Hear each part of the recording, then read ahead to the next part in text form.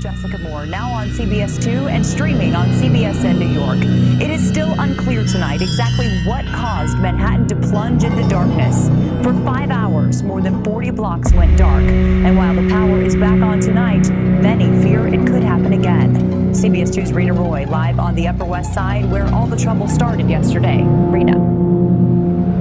Well, Jessica, around this time last night, many people were still without power. And officials say that this manhole here behind us on West 64th Street and West End Avenue may have had something to do with it.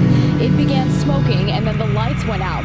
Since then, Con Edison crews have been making repairs and assessing damage, investigating to get more answers on how this happened.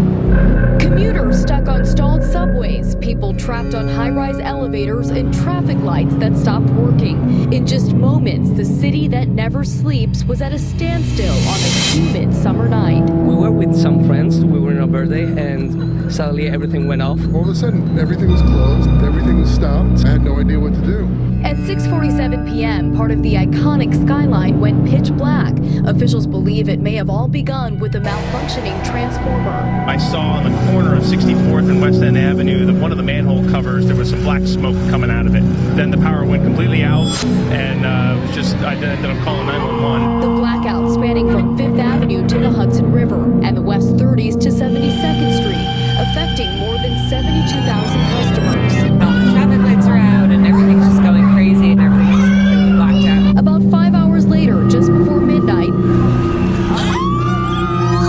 power was fully restored. People celebrating from Hell's Kitchen to the Upper West Side, but still left with a lot of questions. I'd like to know that how this happened. It's a terrible thing. It's a huge amount of inconvenience. As things spiraled across Midtown, Mayor de Blasio was campaigning in Iowa, returning to the city Sunday morning. We, as in every situation, are going to fully analyze every detail.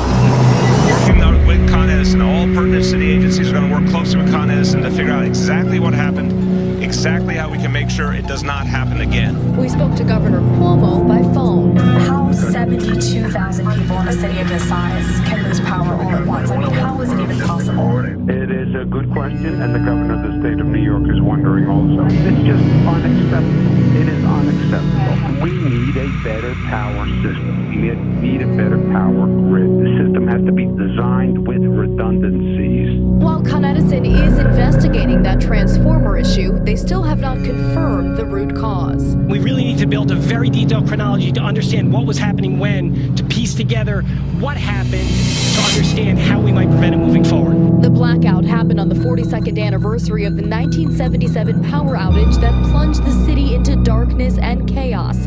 This time was calmer and there were no injuries.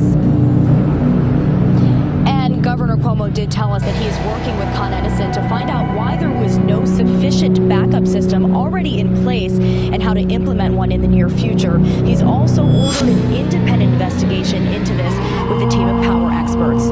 We're live on the Upper West Side tonight.